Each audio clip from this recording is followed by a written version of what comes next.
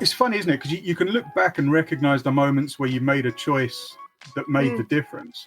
But I wonder whether we can look back and recognize the moments where we didn't make a choice that could have made a difference. Like, I wonder whether we recognize that as much, or whether there are sort of lost moments out there that could have turned things a different way.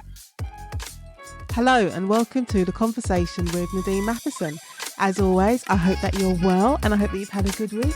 And I would like to welcome you to the podcast where authors share their stories and talk about writing, books and everything in between. Did you like that? That's my new tagline. That is my new tagline for the podcast. And I feel that it sums up this podcast really well, because that is exactly what I do every week with my guests. I have a conversation where we not only just talk about their books, but we do talk about writing, what brought them to this career as a writer. And I always say to my guests before we start recording, it's okay if we go off on a tangent, because we always do. And I always find the tangents is where the really interesting stories are. So I love having my conversations every week, and I know that you enjoy them too. And I've had a busy week. Because I always say to you, I hope you had a good week. I had a good week last week. Last week, I appeared on a panel which was part of Dorothy Coomson's Thrillfest 2025. And Thrillfest 2025 was not only to celebrate the launch of Dorothy Coomson's new book, Give Him to Me, but it was also to celebrate women crime writers. The panels included myself, Kia Abdullah, Louise Hare, Simon Mayer, Araminta Hall, Lisa Jewell, and of course, Dorothy Coomson. And it was just fantastic just to be talking about our books and answering audience questions. And I hope that we have more of these sort of events in the future. Now let's get on with the show. This week, I'm in conversation with the author of the highly praised novels Vine Street and White City, Dom Nolan. And in our conversation, we talk about living permanently in the rabbit hole of research, taking 10 years to sell a novel, and what surprised Dom about the publishing industry. Now, as always, sit back or go for a walk and enjoy the conversation. Dominic Nolan, welcome to The Conversation. Thank you for having me, Nadine. Right, my very first question for you is, right, with your new novels, so with White City and Vine Street, so now you're doing historical fiction. Yeah. So my question is, how far down the rabbit hole do you go with your research? Because it can get dangerous. Yeah, I mean, the research is almost a perpetual project at this point, I think. So I don't necessarily research specifically for bits in the books. I'm just, like, London fascinates me anyway, and that period fascinates me. So the books have kind of sprung out of that. So I'm always on the lookout for books about London. I'm always reading something about the city. And I think that a lot of stuff from the books comes from that. So rather than writing and then researching to make sure I've got everything right, I think the wider I can research, the broader I can go with that before I write. That frees me up, I find, because then you can swim around anywhere in the period when you're writing the book. You're not sort of just beholden to the narrow path that you thought up for the novel. So yeah, I live in the rabbit hole, I guess. I like that, but I suppose it doesn't feel forced in that way when it's like a natural part of you and your like your day. Yeah, I hope so. I mean, I'm never good at researching afterwards because I just forget to do it.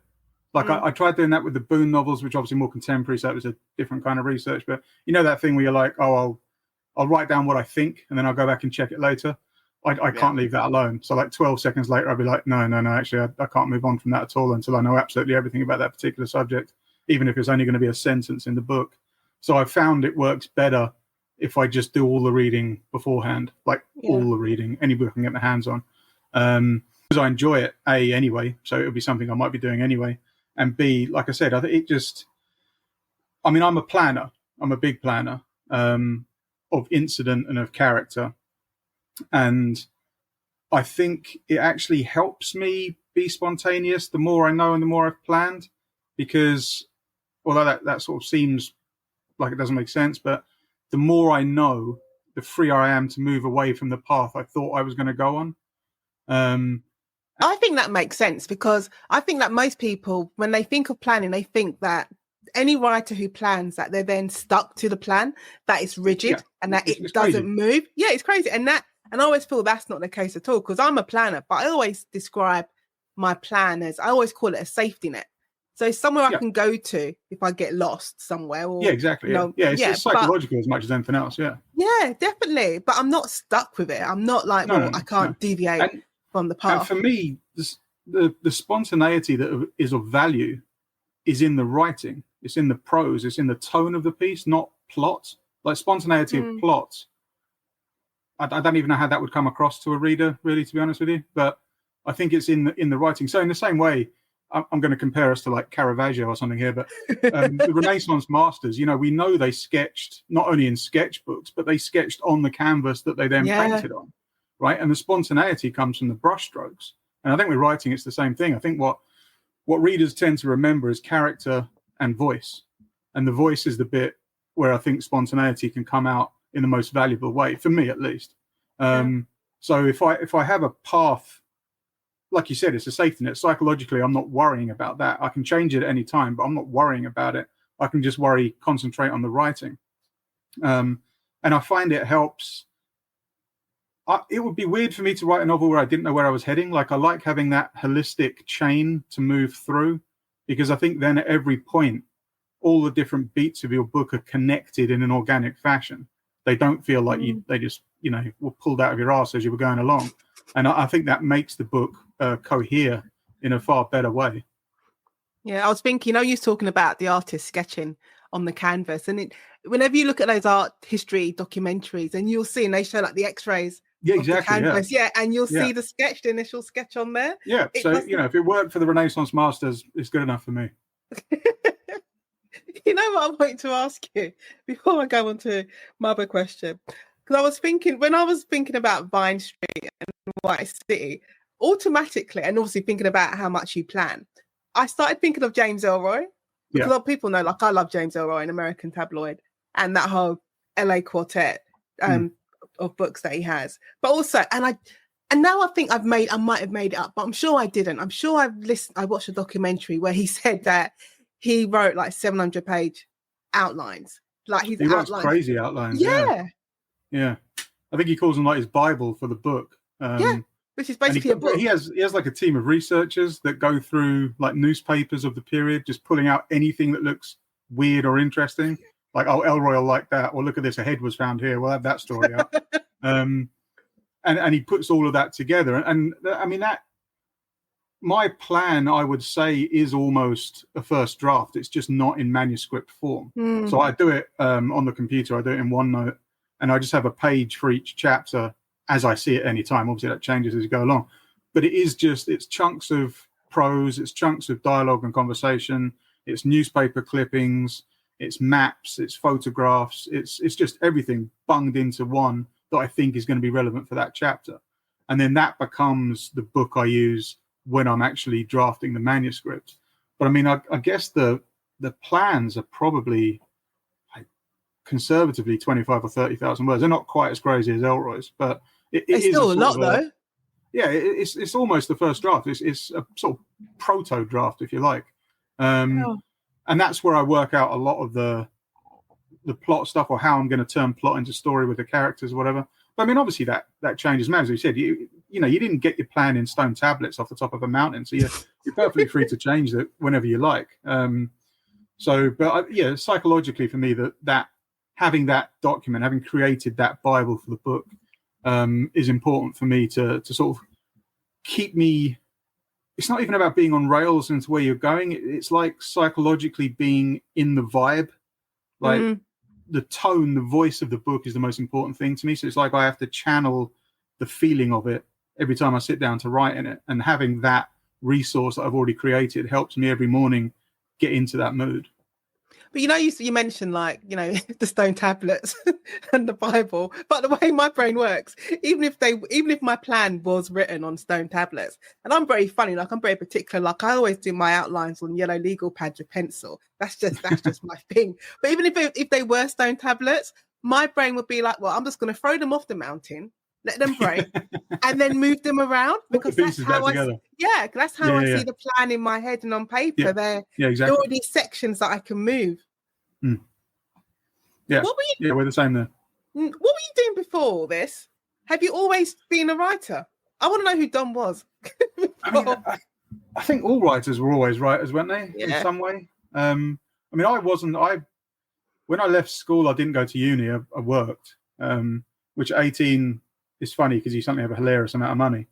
I mean, even though you haven't, you could be on minimum wage, but it feels like a lot. Yeah. And I worked for a finance company in my local town for years because they were like the big employer, and sort of did various things there for years. And I thought I was going to be a film director. That's what I wanted to be. Cinema was my first love, and I was going to be fucking Stanley Kubrick. And I worked towards that. Like, I did film courses. I went to New York for a bit, went to the film academy there, and made some short films. And this was, I mean, I'm going to betray my age here, but this was pre-digital. So it was 8mm, 16mm, hacking the literal celluloid apart on a Steenbeck machine and sellotaping it together.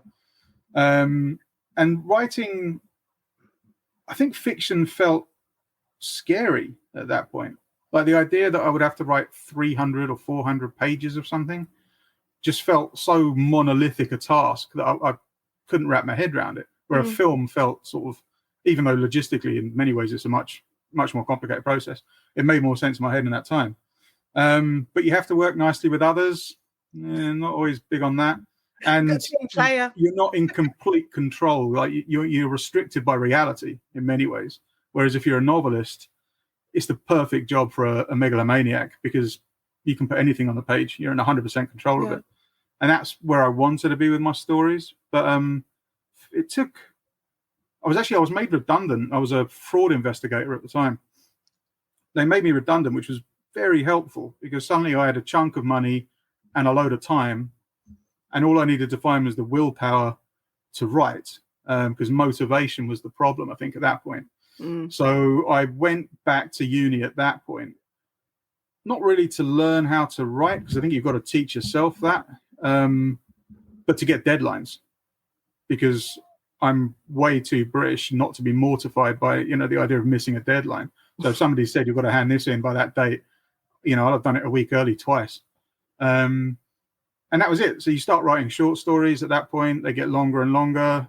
You end up doing your final dissertation or whatever, which is 15,000 words or something. And at that point, I thought, okay, now writing a novel is no longer scary. Like, it's a thing I can do. So I guess that was 2006, 2007. And I wrote my first novel then, which was, I think, the best learning experience. That was the apprenticeship of being a writer. I think you never learn more than you do in your first novel. Yeah. You learn what processes work for you, what sort of habits you need to get into to facilitate your voice and the kind of storytelling you want to do. And obviously it took a lot longer than any of my other books. It took over a year. But I had the fortune of meeting my agent at the university, so I never had to query. I just sort of sent her this book. I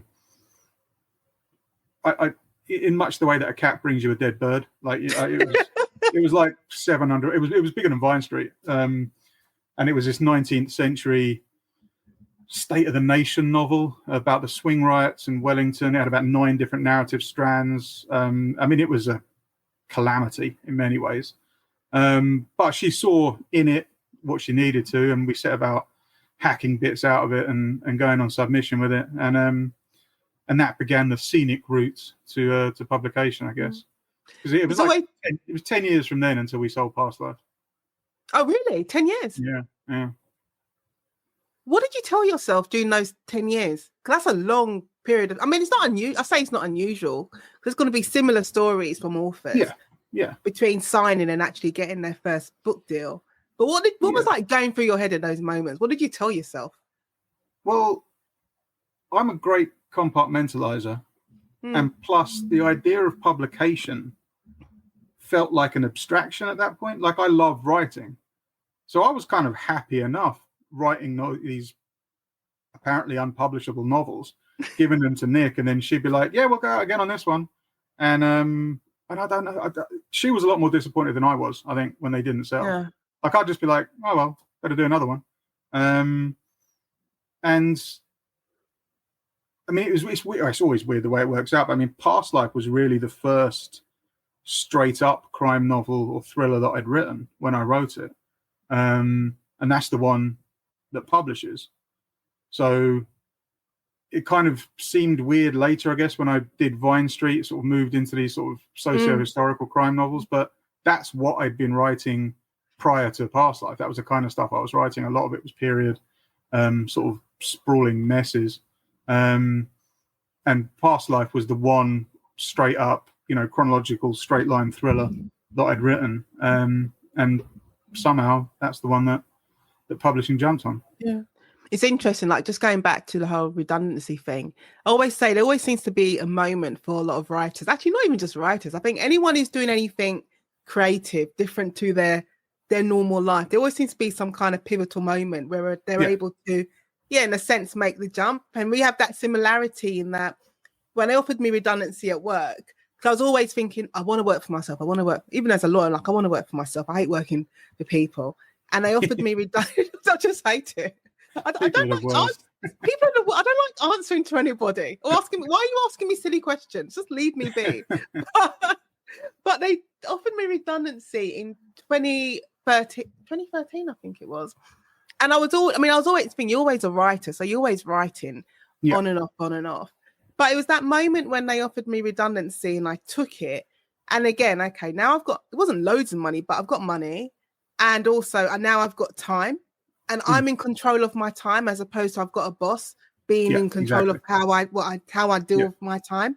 And I always say, if it wasn't for that moment of taking a redundancy and then having the time to focus on other things, and you said you have that, it's a different sort of motivation, then I don't think the books, stuff that's happened now, it probably would have happened, but maybe would have happened a lot later. It's funny, isn't it? Because you can look back and recognize the moments where you made a choice that made the difference. But I wonder whether we can look back and recognize the moments where we didn't make a choice that could have made a difference. Like, I wonder whether we recognize that as much, or whether there are sort of lost moments out there that could have turned things a different way. I mean, that's why I don't think looking back and having regrets about stuff, particularly in a writing career, is valuable. Like, just keep on plowing forward and take what you've got already.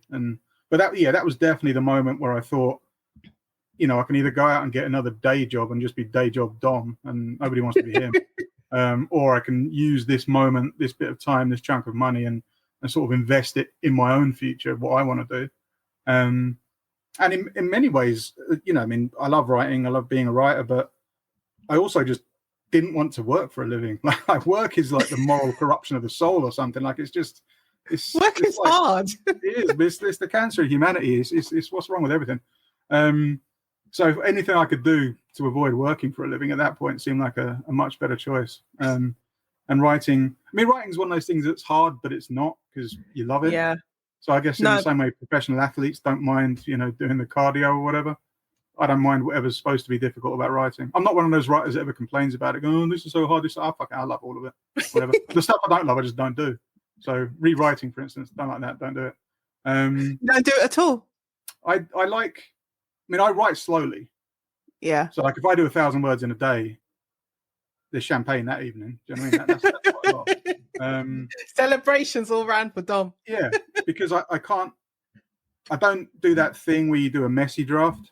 Like, I don't like mess. So I won't leave a sentence alone until I'm happy with it. And then I won't leave that paragraph alone until I'm happy with it. That chapter alone until I'm happy with it. So what I end up with at the end of that manuscript drafting process is pretty close to what gets published. I mean, obviously there's always changes and you speak to your editor and whatever, but I've never had major changes to anything, because I always take the time and because I plan. So holistically, I know what I'm doing. But I don't really get, I'm fortunate in that my editor has completely bought into me. So I don't get like extensive line edits or stuff like that, because he's just like, what you're doing with your voice, that's fine. Unless I had some really crazy shit in there. But most of the time I don't get extensive edits on that level. And we'll have a discussion on the phone rather than sort of a long editorial letter about stuff. And we're almost always on the same page with anything that needs to change. So the whole thing about like writing is rewriting. Not for you. No, But I not doing that. suppose when you're writing like 30,000 word outlines, Yeah, it's baked into the process, I guess. Yeah, it's baked into the process. I've almost pre-edited it. Yeah. Yeah. Whereas me, you know, I happily call mine a messy first draft, but for me, I'm happy with that. So that's the point, though, isn't it? You need to find the process that works for you. There's no wrong process. Whatever process results in the book being the best version of itself it can be is 100% right. Yeah. So I'd say there's as many ways of doing it as there are writers published, because everybody has their own little foibles, things they like, things they don't like, things the way they do it. Whether you leave a big gap in between sort of the first draft and then going back to it, or like me, you're just like, okay, I don't want to read it again. So yeah, whatever works is it. It's purely a sort of ends justifies the means process in that regard. Yeah, and I suppose is that you learn with each book. Like, you know, talking like you was talking about your editorial notes, and basically you don't have much. And I found, which I think is like a good thing for me. I'm like, okay, I'm editing book 4, like I was saying to you before we started recording. And when I compare my editing notes with book 4 in comparison to book 1, I can see that they're getting shorter, because in a sense I'm learning how to self-edit when I'm doing my rewrite for myself. And exactly. And I was listening to a podcast. I think I was listening to it yesterday, and it was about writing. And I can't remember who was talking now, but basically saying, no, there's no wrong way to write. Because I think a lot of new writers can get bought into that idea. I have to do it this way. I have to plan that way. I have to use this piece of software before I can sit down and write chapter 1. No. That's why I said when I wrote my first novel, that was the best learning experience. Yeah. Yeah, it took me to do that one, I think. Like just drafting the manuscript. And also, because I was an idiot, I used to handwrite at that point, which in some ways I kind of wish I still did, but it takes so much time.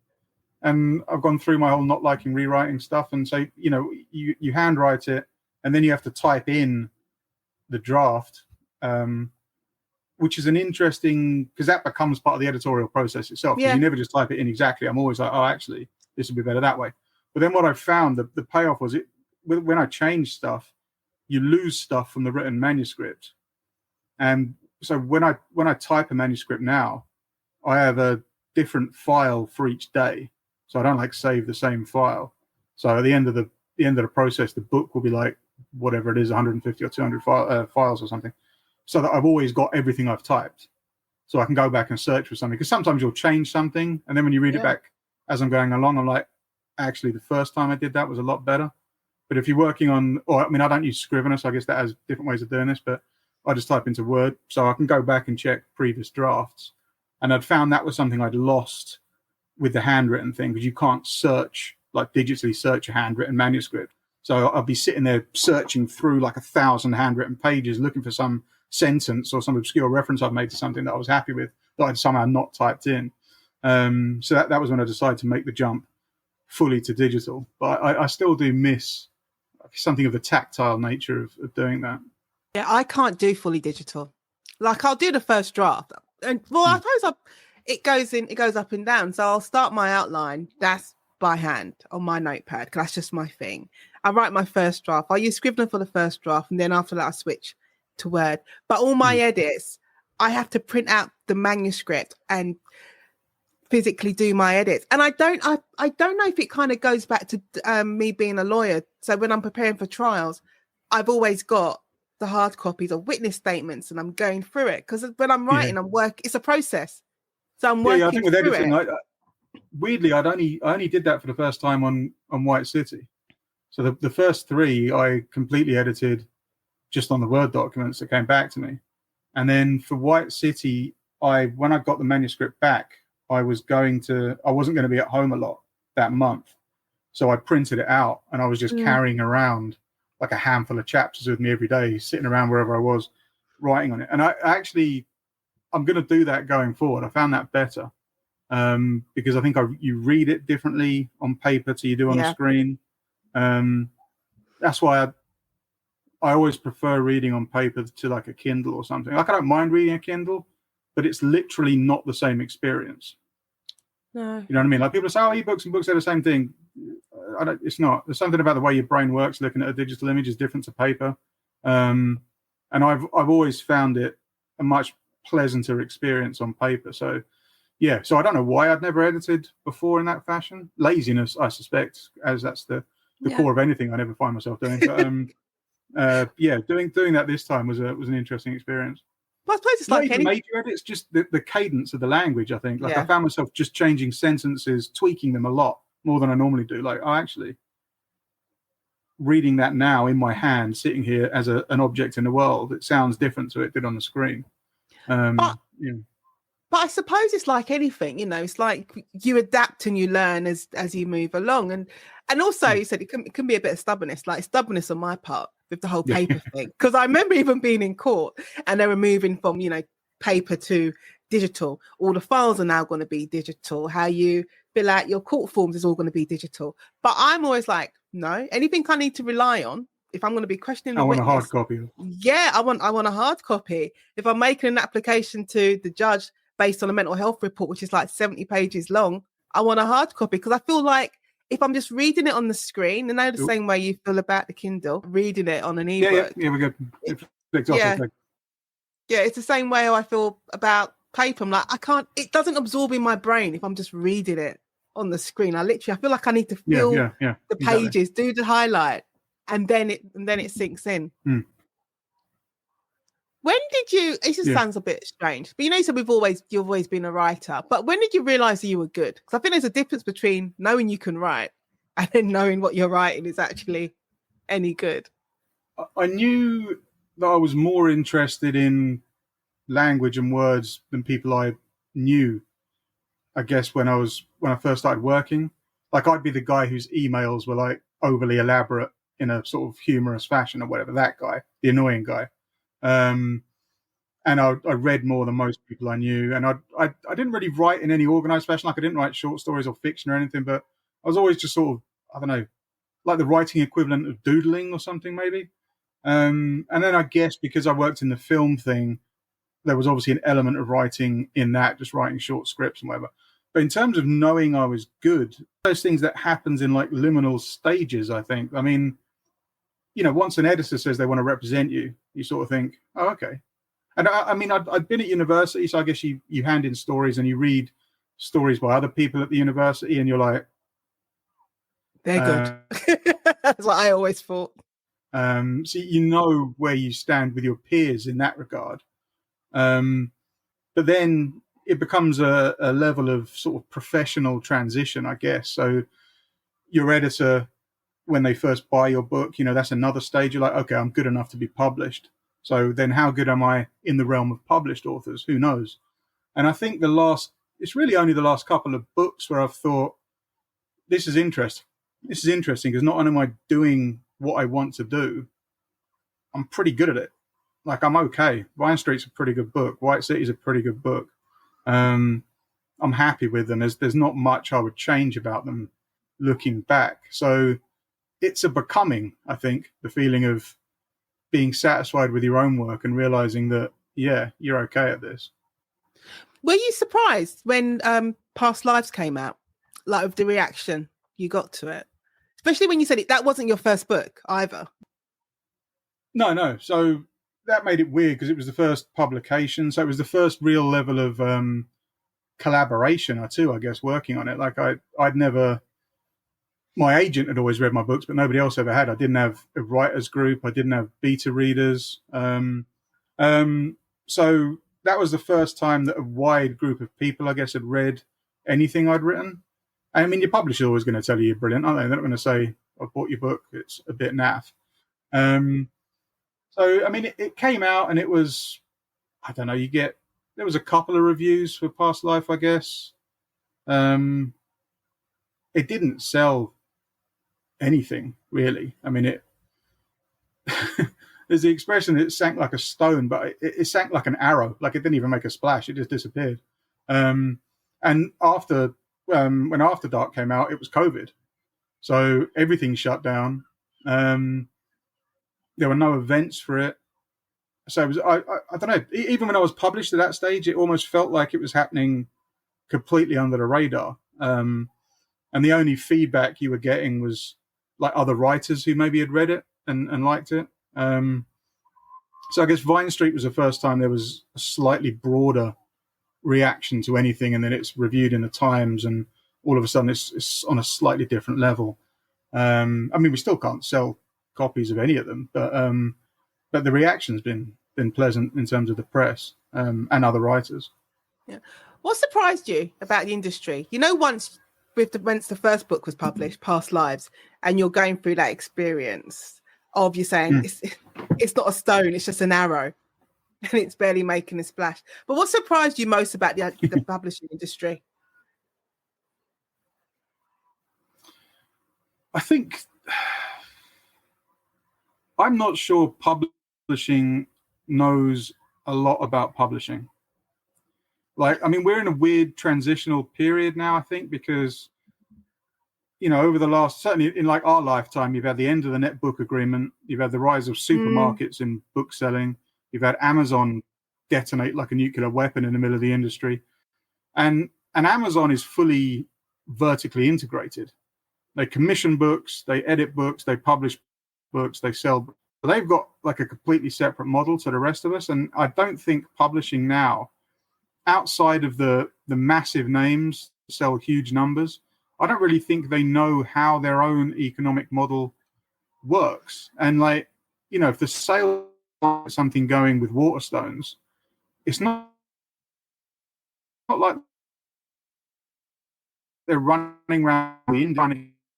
So unless the book up you book them, the vast majority of the paperback was sold by one shop, literally physically one shop, who sold thousands of copies of it, and that amounts for the lion's share of the sales on it. So it's an odd thing. You can sell books and you just look at the raw numbers and you go, okay, it's not a bestseller, but we've sold a few, and then you realize it's like one shop that's done you a massive solid because they love the book and hand sold it to their customers, and it got out of control in one place. So that's really like nothing to do with your publisher in many ways. Like the book's done that itself. So I guess it's just the complete Wild West nature of existing as what they often call a mid-list writer. I mean, they're really mid% and the rest. Just the blindness of it in many ways, I think, has surprised me. The fact that there isn't, because I tell you, I was published in France this year for the first time. So I've been over doing events in France, and they're less conglomerated in terms of their publishing. So a lot of the publishers, if they have been bought up, they've been bought up by other sort of mid-sized publishers. There's not like the big five. I mean, Hachette are obviously there, but it's not the same where everybody's owned by just a handful of companies. And the guys, their head of sales will also head of events. So if you go to a festival in France, it's not, events aren't seen as being publicity, they're seen as being marketing opportunities. So if you go to a festival in France, it's not like you just but we don't like selling books. Like if you go to a festival here, there'll be like a Waterstones in the corner, or if it's Capital Crime, David's got something going on. But it's almost like maybe run your powers to hand, maybe something that side industry. And all of the writers all day will sit at the tables with their books, and the public come in and you interact with them and talk to them, and it's like you're selling your own book. It's crazy. You sit there for days doing it. And that's why the marketing and sales guys are there, to make sure the stock's there, to make sure when they're there, they'll visit all the indie shops, because they don't really have a Waterstones. Like they have 3,000 independent bookstores in France, which is sort of over twice as many as we do, given that our populations are pretty much the same. So they still work on a model.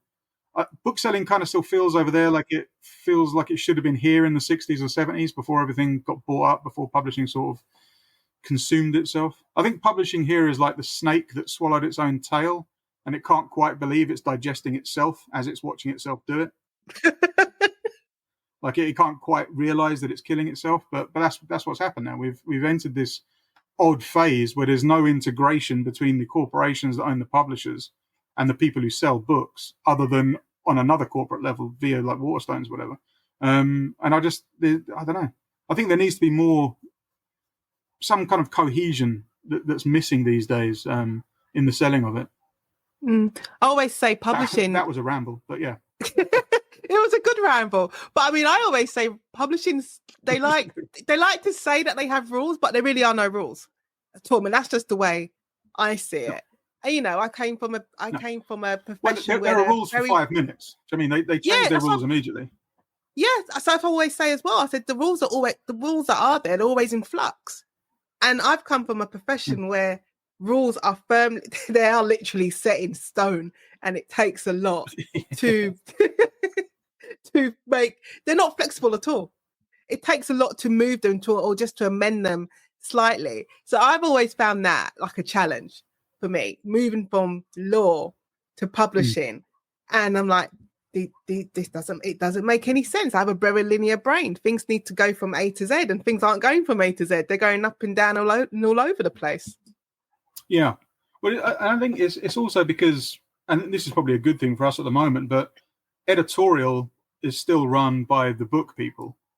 Yeah. So the finances are run by the sort of corporate people. So these days, although it's great, it means when you're working with your editor, you're always just talking book stuff or whatever. But it means when books are being acquired, the tail is wagging the dog, because marketing and sales no longer exist to serve editorial vision. You know, editorial is just there to provide content for marketing and sales. So the purse strings are controlled by marketing, which means that you can. So, for instance, with White City, we went out on submission with White City because I don't work under contract. I'm basically just always doing my own thing out of contract. So when we sent White City out, only my existing publisher wanted to publish it, like only the editor that I've always worked with, because he was just like, yeah, sure, let's go and do it.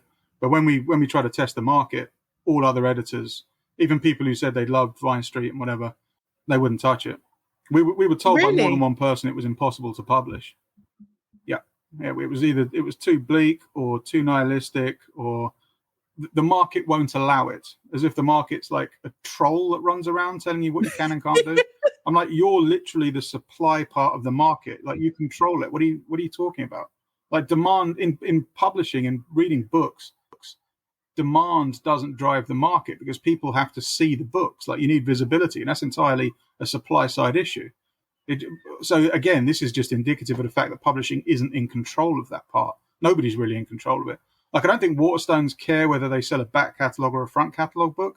Like, as long as they're selling books, they don't care. So that, again, that cohesion between how we build people's careers going forward just doesn't exist in the same way it used to. And I don't think anybody's got a solution to it. I mean, it's kind of going the same way Hollywood has gone in many ways. If you think of the movies that Hollywood used to make that catered for grown-ups in the 60s and 70s, and now you think of the movies Hollywood makes that cater for, I guess, 12-year-olds. I mean, I don't really know. There's no big budget or even mid-budget grown-up films, are there? And in the same way, publishers aren't willing to spend money on books that they don't think are going to end up being sold through Asda or Tesco, or, you know, selling tens of thousands of hardbacks or whatever. You're just not going to get paid a substantial amount of money for that, because they're not willing to put the groundwork in. Listeners, it's time for a very short break. If you're enjoying this conversation with Nadine Matheson and want to help keep the podcast going, why not buy me a cup of coffee? Your support goes such a long way in keeping these conversations flowing. Just check out the link in the show notes. But I was just thinking, it's like publishing is not very, I'm not talking about risk averse in terms of business and finance, but they don't seem to be very risk averse in terms of creativity, because I don't understand why you would say yes to Vine Street, but suddenly Right City seems. Yeah, well, but I mean, like I said, nobody has ever said yes other than headline. So after Vine Street came out, people said they loved it, like other editors said they liked it. And then when we sent White City out, but I think there's a difference in the way people read books. Like, if you're reading a book you didn't publish and you weren't responsible for, and you didn't have to explain why it's not contributing to, you know, quarterly dividends being paid to the shareholders, then you can read it just for pleasure. Whereas if you're going to be held accountable for it, I think that's a different situation. And I think fear comes into it at that point. Fear is a major motivator, I think, in the acquiring of books. Either the fear of I'm not going to be able to make any money for this, and I'm going to be held responsible for it, or fear of missing out. So somebody sees something else work, and then you're like, oh, I better buy 5 of them because that appears to be this week's thing. And that's the way publishing often restructures itself in many ways. Like there's going to be a whole bunch of kind of romantasy imprints that are set up over the next couple of years to take advantage of those sales. And 5 years from now, all those people are going to get sacked because it's going to, the trend's going to have gone down again because there's no permanent infrastructure put in place with just editorial. They're always chasing something or running away from it, one of the two. What I was going to say is that, I mean, you can already see the imprints that are coming up, which are just focusing on romanticy. Like it's already started. Do you think because you have that ability to compartmentalize and you was able to do that from early on, that's made you quite pragmatic about the industry? Because I can see so many writers, whether they're new or whether they've been doing it for 10 years, just getting so like broken down by it all, by the journey of it all, the unpredictability of I've the also journey. made sure, well, I haven't made sure, but I'm not I couldn't be financially dependent on it because they've never paid me enough. So they also don't pay me enough to care about their concerns. I've always been works for me. What decisions am I making that are going to help the kind of writing I want to do? And because I don't work under contract, it means even when I first started thinking about Vine Street, I pitched it to my current editor and he said no, because he was concerned that I was moving from 2 contemporary thrillers to this sort of big socio-historical thing. And like I said, for me, that was going home because it was the kind of stuff I used to. They were worried about it. They were like, how is that going to work in terms of bringing your readers with you? I didn't have readers. It wasn't really a concern to me. That the first 2 books hadn't been a big enough success, and they weren't going to pay me enough for the third one for me to worry about any of that. So I just went away and wrote it and made sure it was the best version of itself it could be. And then they bought it anyway. And editorially, Headline are completely on board with me. Like, my editor would support me in any decision I make creatively. They're just not going to pay me enough to pay the gas bill for it, really. So you've either got to make money in other ways or in writing in different ways or whatever. But that, that's allowed me to compartmentalize in terms of not caring about the consequences of that. I can just concentrate on the book. What's the book going to be? And that's really the only way I know how to move forward. There probably are more professional ways I can do it, but I've always had a slight disdain for professionalism. So that's never really worried me. I would never have gathered that from you, from talking to you today. What if you were sitting down with I hate the word aspiring because I just feel like you're a writer anyway. We just need to see how far you go. But what if you were sitting down with a new writer? What would be one of your tips to them? What advice would you give them? I don't know. I mean, I think you've got to do it your own way. And I think, you have to write. You have to have the material. I think a lot of people think you can become a writer not really doing that much writing. And that's really the only thing you're in control of at any point. Your voice, how you capture the dream in your head and pin it to the page is the only thing that you're in 100% control of, at least at the point of writing. So if you concentrate on that, and then it's a matter of who you choose to trust. So I was fortunate that I met my editor and my agent, and we got on. And I was like, this is somebody I have no problem trusting with my career. Like, I trust their editorial judgment. I trust their professional judgment. So cultivating those relationships, particularly with the editor, because the editor is going to be the person that can steer you through those early days. And if you have a problem with your publisher, they're going to be the person that can help you with that. So as long as that relationship is sturdy, that will see you through a lot. And then basically my biggest advice to any writer is don't be a dick. Like, everybody's there to make your book as good as it can be. Like, nobody wants you to fail. Even if you don't think you're being given financial support or marketing support or whatever, at least at an editorial level, everybody who's working on the book, from the editorial assistants to the copy editors to the proofreaders to the art department, everybody to the production team, everybody wants the book to be as good as it can be. So, work with these people. Don't be a knob. And I think that becomes reciprocal at that point. You don't want that. You don't want to be the difficult guy at a publishing house. You don't want to be the person that causes trouble or asks the wrong questions. I think just work with the people that you've got and cultivate those relationships, and that will come back. And then your career is just a matter of accumulation. I think you just keep on writing another book and everything gets a little bit bigger and a little bit brighter as you go along, hopefully. No, I think that's the great bit of advice, is always just to move on to the next thing. As soon as you're done with that one book, you need to move on. Because could you imagine if you just spent 10 years just trying to pitch that very first book that you wrote? You can't. That's why I said don't have regrets about it. If something doesn't work, you can always take stuff from whatever doesn't work. Do you know what I mean? Like when I had books that just went out and nobody bought them, we got feedback. We didn't get sort of stock rejections. We got quite thoughtful engagements with some stuff, and some of it's just so much of publishing is timing.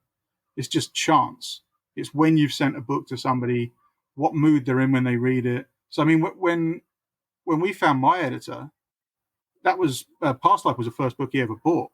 So he'd been head of publicity at a different publishing house, had come in to headline as editorial director, and he didn't move particularly quickly. Like he spent time putting his feet under the desk and what he wanted to do. He brought in with the remit of establishing a crime list, and then that was the first book he bought. So out like 3 months earlier or 3 months later, it may have been even, he may have bought something else, or he wouldn't have been in the position yet.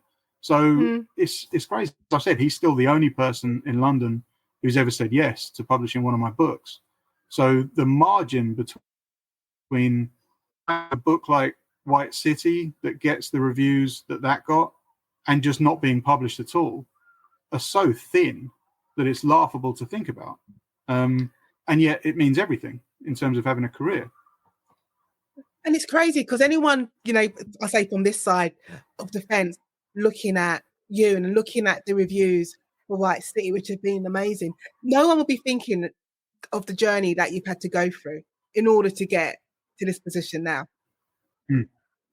Yeah, but I don't, again, it's that thing between the nature of corporate publishing and the editorial philosophy. So you do the book stuff well, and you get the sort of book credit, the reviews, the people saying nice things about it. None of that really matters to the corporate side of publishing. Like in many ways, they've already decided what level I exist at. Like you kind of get boxed, don't you, at your publisher? And I think it can be very tricky to change that without moving publisher, because they've got expectations. There's a plan. There's a plan in place for you, and anything that happens outside of the plan is a problem, even if it's good. So, when Vine Street first came out and we got the review in the Times for that, and it was Book of the Month, the entire print run had gone out because Amazon upped their sub, because obviously the algorithm kicked in when people pre-ordered it after the review. So there were none of the books in the warehouse on publication day. So if you went into Waterstones that week and asked them if they had the book, if they didn't have it in stock, they couldn't actually order it because we didn't have a reprint date yet. Like it took until the next week to get a reprint date. So it wasn't part of the plan. So even though it feels good, it sort of became a problem. Like people were texting me, were like, "Hey, I tried to get your book, and like Waterstones are saying they can't order it yet or something. So I'm going to have to get it from Amazon." So like to me, it didn't make any difference where you get it from. I get the 10% anyway, but you kind of want it to be on the high street. You want booksellers to know that people want the book. But if you can't get it to them, or there's a slight delay in it on publication, which is like, the 1 week when you can sell books really in a shop, then that becomes a problem. But somebody had just sent the entire lot when Amazon made the request. There was no strategic thinking at my level about what was going to happen with that book. Like, nobody was thinking, oh, maybe we'll keep a couple of 100 back or even 100 back in case Waterstones have some requests for it. They just pressed the button, all of the books went out.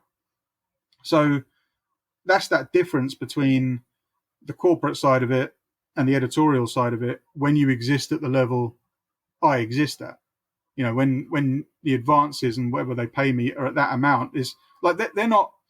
I know. I think my editor tells me that about 50% of his books lose money. Like even if they pay very low advances, they can lose money because you can sell like no copies of a book really. If you don't get a review, if people don't get to see it, if it doesn't sort of have any kind of visibility on social media or in the press or anything, you can sell nothing. Which if you've made a hardback print run, the costs can outweigh the revenue. I don't cost anybody money. Like all of my books have earned out for me, and obviously earned out for the publisher way before that. But it's not a great deal of money on any level. And again, that's the nature of the. I mean, I'll tell you what. I did ghostwriting, and I got paid more for one book than I've been paid for all of my books put together.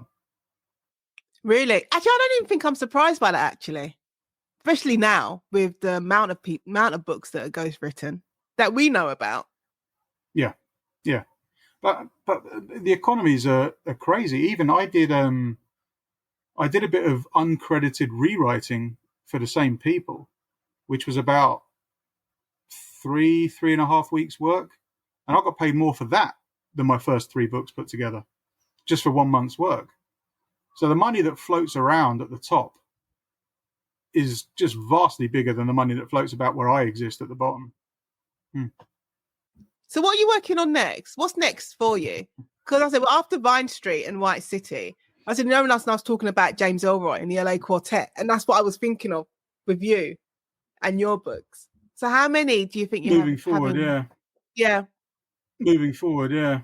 I don't know. The natural move will be to go into the 60s, but the 60s are an incredibly oversaturated. And, you've got the Cray brothers. I don't think there's anything interesting left to say about those two idiots. Or you've got the swinging 60s vibe, which is like oversold, I think. I was thinking about maybe there's some things about Profumo, that whole situation, that don't make sense to me. That's something I'd like to dig around in a lot, because I think the official narrative that's settled is not close to what really happened. And Peter Rackman is in White City. He's sort of a natural jump into Profumo because of his involvement in the early stages of that. But I may go back to I literally don't know what I'm doing. I haven't started working on anything yet. I like waiting until the current one gets out of the way. I'm always knocking stuff around. Like I'm always reading about London and writing stuff down, but I don't have a specific book that I'm working on right now. So, but I like the war period. I like the Reconstruction period. So it'll probably be in the same area, but which is what I do when the ideas are just sloshing around. It looks like doing nothing really. I think from an editorial point of view, but you're working. I'm brewing nebulously. That's what I'm doing. All right. Yeah. So, or at least doing a decent impression of it. Yeah, you're doing a very good impression of it. We're working here. Right, Dom, I'm going to ask you your last 4 questions. So first one, are you an introvert or extrovert or a hybrid of the two? I'm an introvert in that I don't take my energy from being around other people. So I like to decompress after sort of big social scenes. And I'm also an introvert in terms of my writing, in that I write from a position of introversion rather than extroversion. So I like the story and the drama to come from the characters rather to be imposed on the characters. So yeah, an introvert in both senses. I like the way, I've never heard it described about that way, that being an introvert in relation to characters. That's a really good way of looking at it. Okay, so what challenge or experience in your life shaped you the most? Christ, I don't know. Just getting up in the morning sometimes. I think failing at being a filmmaker was a big thing, because it led me to writing fiction, just writing, doing my own thing. So in many ways that failure became my success, in that it allowed me to follow a path that felt more mental for what I wanted to do. And I was probably a little young when I did it. Like when I went to New York, I was 19, which is too young to be making films, but probably just the right age to be in New York. So yeah, I would say making a mess of my first dream was my future success. So, if you could go back to when you were 25 years old and give yourself one piece of advice, what would it be? Oh man, I just wouldn't at all. You don't know what the hell you'd change if you went back and told them something. Like at the moment, as I'm sitting here, I'm writing the books I want to write. Somebody's publishing them, and it's all going all right. Like if I went back, there's a much bigger chance that I would fuck all of that up than make it better, I think. So I'd hide from myself or tell myself to ignore myself. I think. It's a whole butterfly effect, isn't it? That sliding doors thing. If you go back exactly, and say, yeah. Dom, go left, don't go right, and that's it. Everything changes.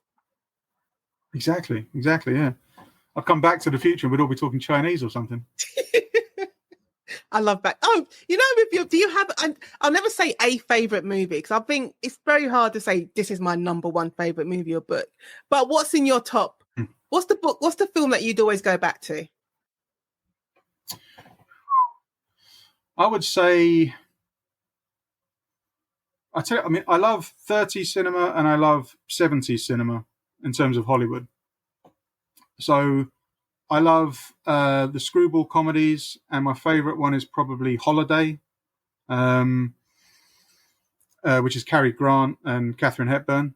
And it's a sort of oddly Marxist Hollywood comedy in that the guy wants to retire from his job at middle age because he doesn't want to retire when he's old, and he's just accumulating enough money to do it and woo Katharine Hepburn whilst he's doing it.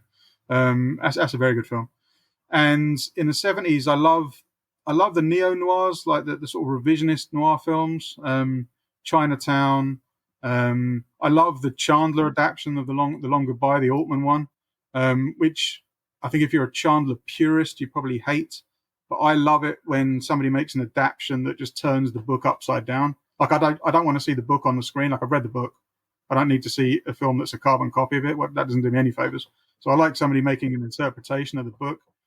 And the way he took Chandler's kind of quintessential hero figure of Marlowe and brought him into a world where heroes are worthless, 70s America, where the idea of heroism had died. It was a sort of a Cervantes-esque remodeling of Marlowe. And I thought that was brilliant. And the one I always go on about, I sort of drone on to the fact that my agent gets bored to death of me, is Night Moves, the Gene Hackman film in the 70s, which was written by Alan Sharp, who was a Scottish novelist. And it's a pastiche in many ways. It's a straightforward noir, but it was perfect for its time, that kind of paranoid era in America, sort of post-Vietnam, post-Watergate. It tapped into all of that. And I love that period. Any of the films in that period, Clute, like the Alan Pakula pictures, Parallax View, any of that stuff. I love that period. I would just plug that into me all day long. Do you think Vine Street and White City are filmable? Because I always, when I look back, I'm always talking about James Ellroy. Like I think LA Confidential, I think was a more straightforward book to turn into a film, to adapt. But I don't know if they could do it with American Tabloid. Because I just find I say dense. It's a dense book, but in a good way. No. Yeah. But I mean, even LA Confidential, they probably removed half of it. I mean, there's about 7 different storylines going through the book. Like the whole serial killer thing, just the film at all. They just removed that.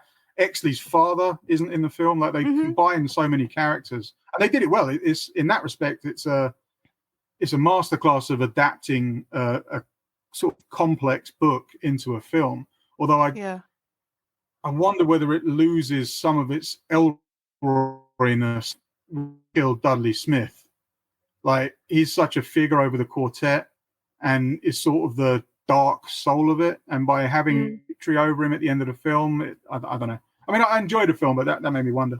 But certainly on a logistical level, I think they did well with it. The thing with Vine Street is that I I specifically remember watching the Lee Marvin picture Point Blank just as I was starting to write Vine Street. And I love the editing of it. It's almost like John Borman made an Alan Resnais film as film noir. Like he just in a scene, within a minute, he moves back and forward in time, and he doesn't explain any of it. There are no signposts. He just does it in such a visual way. Trust the reader to follow him, so you know what is real, what is happening, and what is just in Marvin's head, and what has happened previously, and all of that can happen in such a small.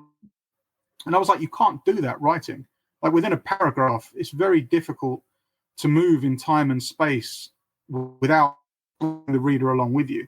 Like sometimes you have to signpost stuff because you haven't got those visual cues where you can just do a jump cut to a completely different time and place. Just like smash those things together. It's tricky in prose. So I started thinking, what can you do in prose that you can't do in film? And there's I'm not going to explain it now if people on the street, but there is a narrative strain that runs through Vine Street where something's happening that isn't what you think is happening. And the only way you couldn't hide it on film. There's no way you could film and disguise it in the same way I disguised it. So you'd either have to not film those bits or film them in a completely different way. So I had specifically thought, how could you not film it? But I think the main logistical problem of filming something like Vine Street, I mean, the period detail, needing to get cars, needing to get costumes, needing to get streets that look like cities. Somebody would have to put vast amounts of money into it that they're probably not going to see back. So White City may work better because it's probably more politically, culturally apropos at the moment, with having had the riots in the summer and this kind of popularist politicians at the moment, and all of it feeds into White City a lot. So somebody may be interested in it, but again, you've still got the problem of needing to portray 1950s London, which is infinitely more expensive than portraying 2020s London. Yeah. No, it's one thing I learned, and I didn't think about so much before I did a TV screenwriting course.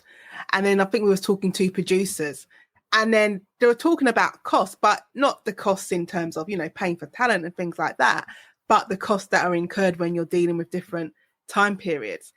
And then for a lot of people on the course, that affected what they chose to write about. You're like, well, are they going to want to pay for it? And I'd never thought about that before. No, because when you're a novelist, it doesn't matter because you're your own production budget. So you can spend hundreds of millions of dollars in your head. It doesn't make any difference. Yeah. You do. So yeah, there are more practical concerns, I guess, with writing a script than there are with writing a novel. Yeah, there are. So finally, Dominic Nolan, just my last question for you is, where can listeners of the conversation find you online? Are you an online person? I'm still on.